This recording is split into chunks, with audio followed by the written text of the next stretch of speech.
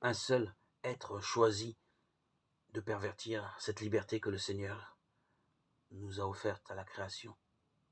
Le péché prit naissance dans le cœur de celui qui, immédiatement après le Christ, avait été le plus honoré de Dieu. Avant sa chute, Lucifer était le premier des chérubins, protecteur saint et sans tache.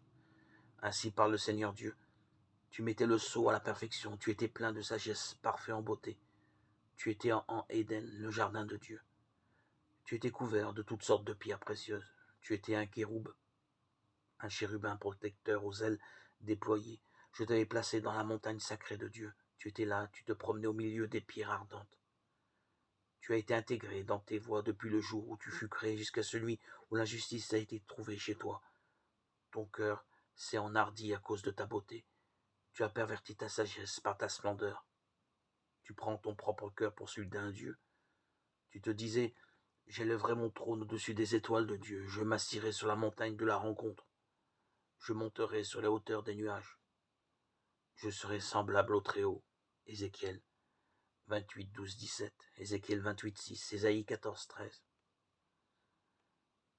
Puis, convoitant l'honneur que le Père infini avait accordé à son Fils, ce prince des anges aspira à acquérir la puissance qui était la prérogative du Christ seul.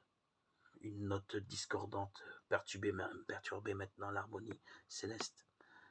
L'exaltation de soi éveilla de sombres pressentiments dans le cœur de ceux pour lesquels la gloire de Dieu occupait la première place.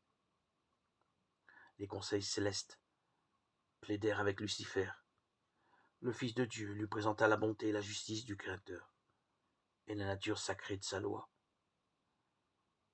En s'en écartant, Lucifer déshonorerait son Créateur et attirerait la ruine sur lui.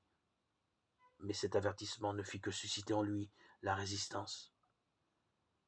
Lucifer permit à sa jalousie envers le Christ de prendre le dessus. L'orgueil alimenta son désir de domination. Les grands honneurs conférés à Lucifer ne suscitèrent en lui aucune reconnaissance envers son Créateur. Il aspira à devenir l'égal de Dieu. Cependant, le Fils de Dieu était le souverain reconnu du ciel, partageant la puissance et l'autorité du Père. Il participait à tous les conseils divins alors que Lucifer n'y avait pas accès. Pourquoi le Christ aurait-il la suprématie? Pourquoi reçoit-il plus d'honneur que moi? Se demandait cet ange puissant.